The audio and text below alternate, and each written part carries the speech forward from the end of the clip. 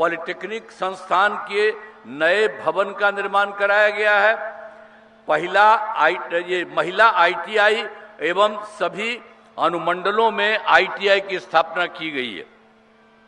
Super speciality अस्पताल का निर्माण कराया गया है और मुजफ्फरपुर में आधुनिक कैंसर अस्पताल बनाया गया है। आवासीय विद्यालय एवं छात्रावास का निर्माण कराया गया है। कर्पूरी ठाकुर छात्रावास का निर्माण कराया गया है और 3 अनुसूचित जाति आवासीय उच्च विद्यालयों का निर्माण कराया गया है। मुजफ्फरपुर जिले में अनेक पथों और पुलों का निर्माण कराया गया है। गंडक नदी पर बंगरा घाट पुल का निर्माण कराया गया है। बागमती नदी पर नया पुल बनाया गया है। अब बूढ़ी गंडक नदी पर 3 बड़े पुलों का निर्माण कराया गया है। मुजफ्फरपुर शहर में बाईपास का निर्माण कराया गया है। अब मुजफ्फरपुर जिले में एक बात है कि पंचायत सरकार भवन में 193 हो गया है, अभी थोड़ा बचा है। उसके लिए पंचायत सरकार भवनों का काम तेजी से चल रहा। शुरू में बंद हो रहा था, लोग कहने, हमने कहा कि नहीं, बगल वाले का जहां से भी जैसे हो वहीं से करके हम लोगों ने उसकी शुरुआत की है। तो इसी साल ये साल भी पूरा हो जाएगा।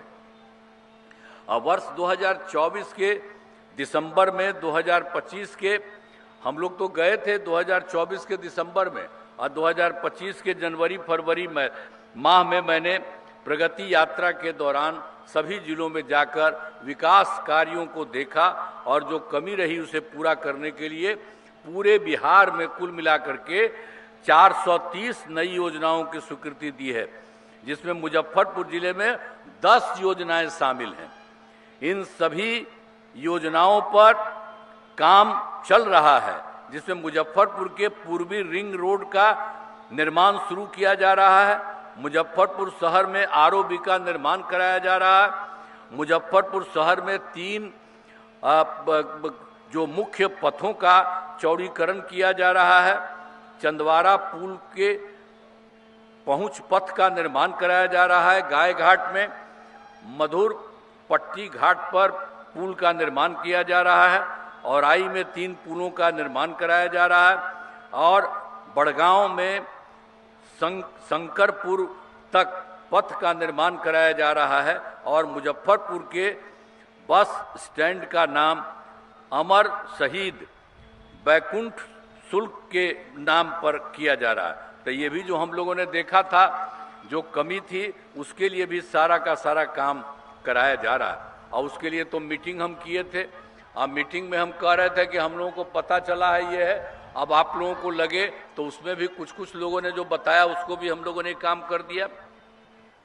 अब इसके बाद तो हम आपको जनरल कुछ बात आपको बताए हैं।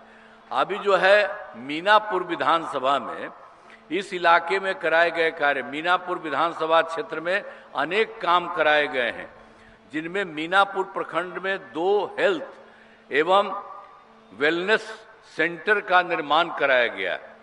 अब पथों एवं पुलों का निर्माण कराया गया, जिसमें इस विधानसभा में 5 बड़ी सड़कों का चौड़ीकरण चौड़ीकरण कराया गया।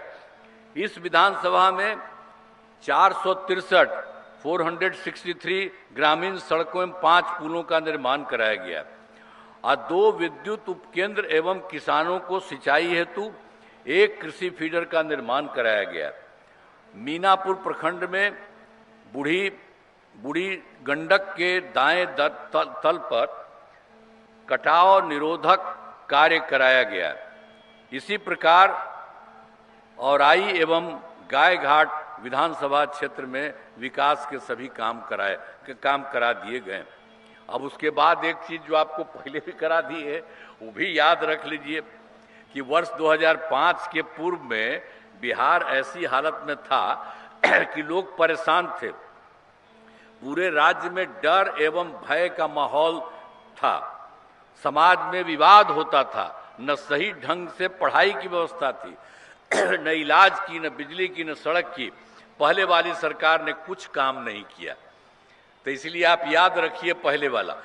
और उसके बाद जब से हमारी सरकार बनी तब से कानून का राज है।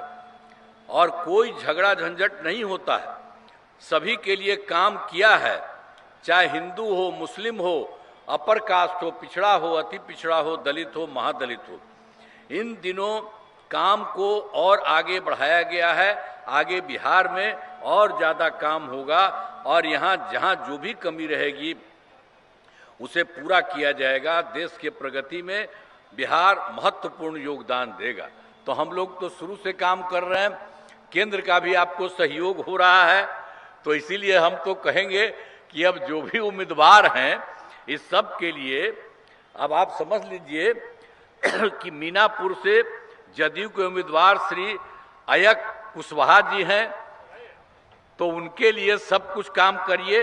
और औराई में से बीजेपी के उम्मीदवार श्री रमा निषाद जी हैं, तो हम तो कहेंगे कि भाई यहाँ वाले सबको करिए, अब बाकी लोगों को भी बाकी तरफ करने के लिए सब लोग पूरा का पूरा मदद करें। तो अब सभी को अनुरोध है कि इन सभी उम्मीदवारों को वोट देकर भारी मतों से विजयी बनाए।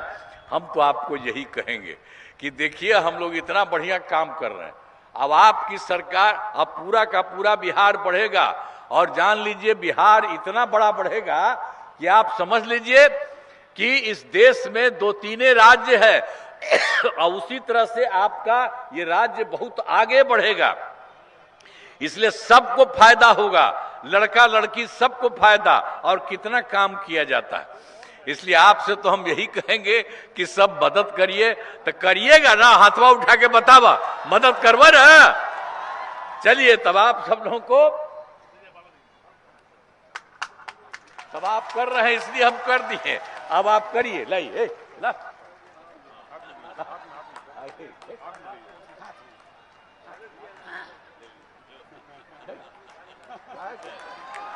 वो हाथ कह रहे हो, ये गजब आदमी है भाई, हाथ काहे करते हैं तब तो सब।